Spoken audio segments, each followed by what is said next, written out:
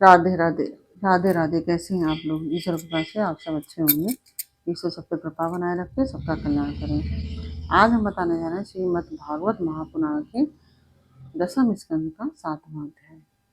उसके पहले हम कहना चाहेंगे कि यदि आपने हमारे चैनल को सब्सक्राइब नहीं किया तो प्लीज़ हमारे चैनल को सब्सक्राइब कर लीजिए, बेल आइकन बटन अवश्य दबा दीजिए, जिससे कि हमारे जो आने वाले सारे वीडियोज़ हैं वो आपको प्राप्त हो सकें।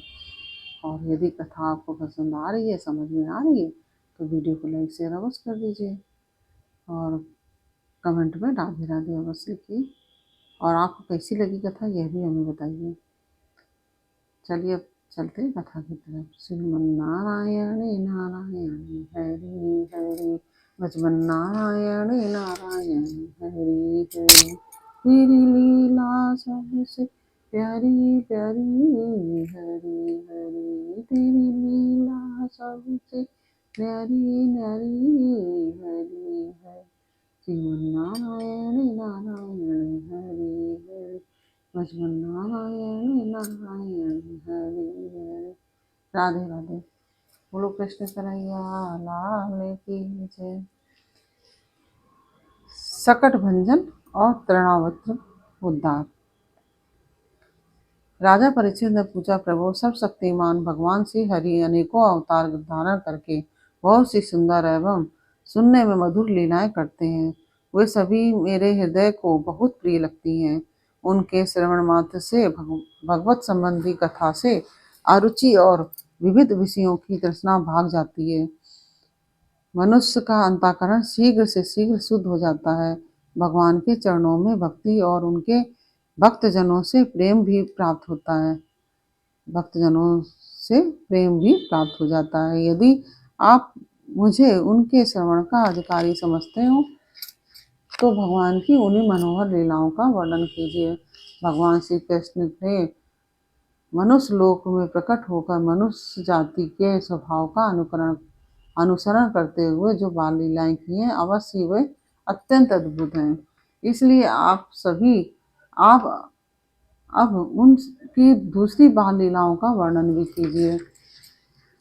श्री सुखदेव जी कहते हैं, परीक्षित, एक बार भगवान श्री कृष्ण के करवट बदलने का अभिषेक उत्सव मनाया जा रहा था। उसी दिन उनका जन्म नक्षत्र भी था। घर में बहुत सी स्त्रियों की भीड़ लगी हुई थी। गाना बजाना हो रहा था। उन्हीं स्त्रियों के बीच में खड़ी हुई सती साध्वी यशोदा जी ने अपने पुत्र का अभिषेक किया। उस समय ब्राह्मण लोग मंत्र पढ़कर आशीर्वाद दे रहे थे। नंद रानी यशोदा ने ब्राह्मणों को खूब पूजन सम्मान किया। उन्हें अन्न, वस्त्र, माला, गाय आदि मुंह मांगी वस्तुएं दी।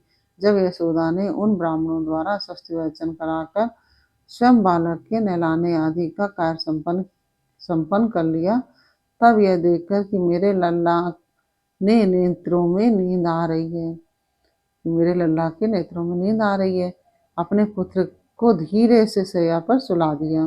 थोड़ी देर में श्याम सुंदर जी की आंखें खुली तो वे स्तनपान के लिए रोने लगे। उस समय मनस्वी यशोदा जी ने उत्सव में आए हुए ब्रजवासियों के स्वागत सत्कार में बहुत ही तन्मय हो रही थी, इसलिए उन्हें श्री कृष्ण का रोना सुनाई नहीं पड़ा। तब श्री कृष्ण रोते रोते अपने पांव उछालने लगे। शिशु श्री कृष्ण एक छकड़े के नीचे सोए हुए थे। उनके पांव अभी लाल लाल कोपलों के समान बड़े ही कोमल और नन्हे नन्हे थे, परंतु वह नन्हा सा पांव लगते ही विशाल छकड़ा उलट गया। उस छकड़े पर दूध, दही आदि अनेक रसों से भरी हुई मटकियां और दूसरे बर्तन रखे हुए थे। वे सब के सब फूट फाट गए और छकड़े के पहिए तथा धुरे अस्त व्यस्त हो गए। उसका जुआ फट गया। करवट बदलने के उत्सव में जितनी भी स्त्रियां आई हुई थी वे सब और यशोदा, रोहिणी, नंद बाबा और गौगण इस विचित्र घटना को देखकर व्याकुल हो गए। वे आपस में कहने लगे, अरे ये क्या हो गया? ये छकड़ा अपने आप कैसे पलट गया? वे इसका कोई कारण निश्चित न कर सके। वहां खेलते हुए बालकों ने गोपों और गोपियों से कहा कि इस कृष्ण ने ही तो रोते रोते अपने पाँव की ठोकर से इसे पलट दिया है। इसमें कोई संदेह नहीं है, परंतु गोपों ने उसे बालकों की बात मानकर उस पर विश्वास नहीं किया। ठीक है, वे गोप उस बालक के अनंत बल को नहीं जानते थे। यशोदा जी ने समझा कि यह किसी ग्रह आदि का उत्पात है। उन्होंने अपने रोते हुए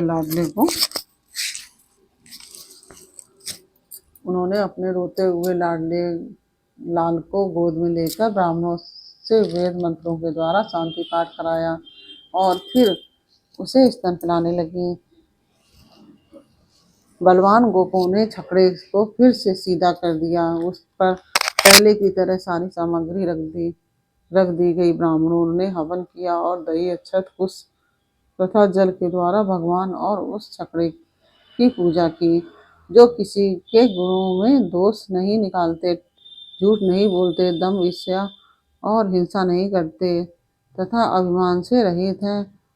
उन सत्यशील ब्राह्मणों का आशीर्वाद कभी विफल नहीं होता। यह सोचकर नंद बाबा ने बालक को गोद में उठा लिया और ब्राह्मणों से साम, ऋक और यजुर्वेद के मंत्रों द्वारा संस्कृत एवं पवित्र औषधियों से युक्त जल से अभिषेक कराया। उन्होंने बड़ी एकाग्रता से स्वस्त्ययन पाठ और हवन कराकर ब्राह्मणों को अति उत्तम अन्न का भोजन कराया।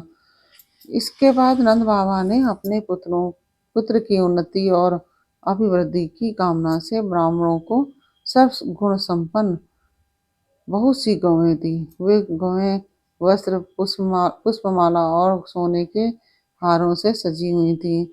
ब्राह्मणों ने उसे आशीर्वाद दिया। यह बात स्पष्ट है कि जो वेदवेत्ता और सदाचारी ब्राह्मण होते हैं, उनका आशीर्वाद कभी निष्फल नहीं होता।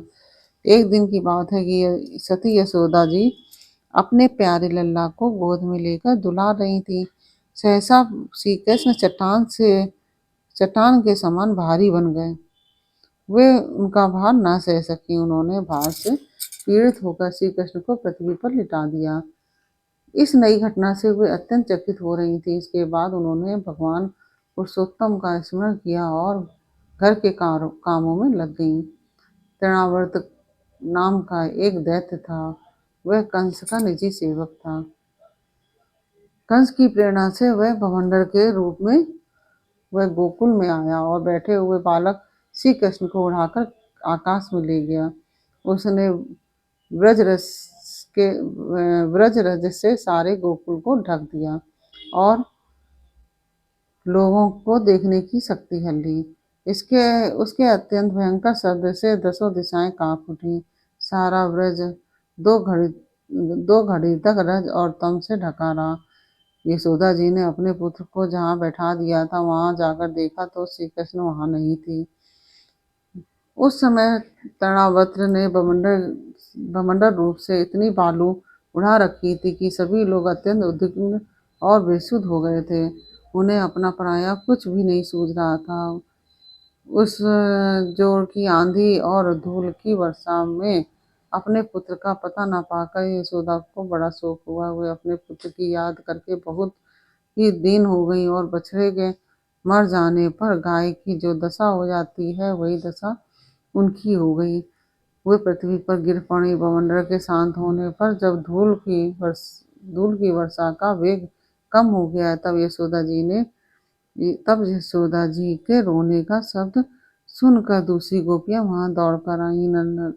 नंद नंदन श्याम सुंदर श्री कृष्ण को न देखकर उनके हृदय में भी बड़ा संताप हुआ। आंखों से आंसू की धारा बहने लगी। वे फूट फूट कर रोने लगी। इधर तृणावर्त बवंडर रूप से जब भगवान श्री कृष्ण को आकाश में उठा ले गया, तब उनके भारी बोझ को न संभाल सकने के कारण उसका वेग शांत हो गया। वह अधिक चल न सका। तृणावर्त अपने से भी भारी होने के कारण श्री कृष्ण को नीलगिरी की चट्टान समझने लगा। उन्होंने उसका गला ऐसा पकड़ा कि वह उस अद्भुत शिशु को अपने से अलग नहीं कर सका। भगवान ने इतने जोर से उसका गला पकड़ रखा था कि वह असुर निश्चेष्ट हो गया। उसकी आंखें बाहर निकल आईं, बोलती बंद हो गई, प्राण पखेरु उड़ गए और बालक श्री कृष्ण के साथ वह ब्रज में गिर पड़ा। वहां जो स्त्रियां इकट्ठी होकर रो रही थी, उन्होंने देखा कि वह विकराल दैत्य आकाश से एक चट्टान पर गिर पड़ा और उसका एक एक अंग चकनाचूर हो गया है, ठीक वैसे ही जैसे भगवान शंकर के बाणों से आहत हो त्रिपुरासुर गिर कर चूर चूर हो गया था। भगवान श्री कृष्ण उसके वक्षस्थल पर लटक रहे थे। यह देखकर गोपियां विस्मित हो गईं। उन्होंने झटपट वहां जाकर श्री कृष्ण को गोद में ले लिया और लाकर उन्हें माता को दे दिया। बालक मृत्यु के मुख से सकुशल लौट आया, यद्यपि उसे राक्षस आकाश में उठा ले गया था, फिर भी वह बच गया। इस प्रकार बालक श्री कृष्ण को फिर पाकर यशोदा आदि गोपियों तथा नंद आदि गोपों को अत्यंत आनंद हुआ। वे कहने लगे, ओ यह तो बड़े आश्चर्य की बात है, देखो तो सही, यह कितनी अद्भुत घटना घट गई है। यह बालक राक्षस के द्वारा मृत्यु के मुख में डाल दिया गया था, परंतु फिर जीता जागता आ गया है और उस हिंसक दुष्ट को उसके पाप ही खा गए। सच है, साधु पुरुष अपनी क्षमता से ही संपूर्ण भयों से बच जाता है। हमने ऐसा कौन सा तप, भगवान की पूजा, प्याऊ घोषणा, कुआं बावली बाग बगीचे आदि पूर्त यज्ञ दान अथवा जीवों की भलाई की थी, जिसके फल से हमारा यह बालक मरकर भी अपने स्वजनों को सुखी करने के लिए फिर से लौट आया है। अवश्य ये बड़े सौभाग्य की बात है। जब नंद बाबा ने देखा कि महावन में बहुत सी अद्भुत घटनाएं घटित हो रही हैं, तब आश्चर्यचकित होकर उन्होंने वसुदेव जी की बात का बार बार समर्थन किया। एक दिन की बात है कि यशोदा जी अपने प्यारे शिशु को अपनी गोद में लेकर बड़े प्रेम से स्तनपान करा रही थी। वे वात्सल स्नेह से इस प्रकार सराबोर हो रही थी कि उनके स्तनों से अपने आप ही दूध झरता जा रहा था। जब वे प्रायः दूध पी चुके और माता यशोदा उनके रुचिर मुस्कान से युक्त मुख को चूम रही थी, उसी समय श्री कृष्ण को जम्हाई आ गई और माता ने उनके मुख में देखा। उसमें आकाश, अंतरिक्ष, ज्योतिर्मय मंडल, दिशाएं, सूर्य, चंद्रमा, अग्नि, वायु, समुद्र, द्वीप, पर्वत, नदियां, वन और समस्त चराचर प्राणी स्थित हैं। परीक्षित अपने पुत्र के मुंह में इस प्रकार सहसा सारा जगत देखकर मृग शावक नयनी यशोदा जी का शरीर कांप उठा। उन्होंने अपनी बड़ी बड़ी आंखें बंद कर ली। वे अत्यंत आश्चर्यचकित हो गई। इस प्रकार से यह 7वां अध्याय पूर्ण हुआ। और यह अध्याय कैसा लगा, भगवान की लीलाओं का वर्णन आप सबको कैसा लगा, यह हमें कमेंट बॉक्स में अवश्य बताइए। अच्छा लगा हो तो वीडियो को लाइक शेयर अवश्य कीजिए और राधे राधे अवश्य लिखिए। फिर मिलते हैं आपसे अगले वीडियो में अगले अध्याय के साथ। तब तक के लिए राधे राधे।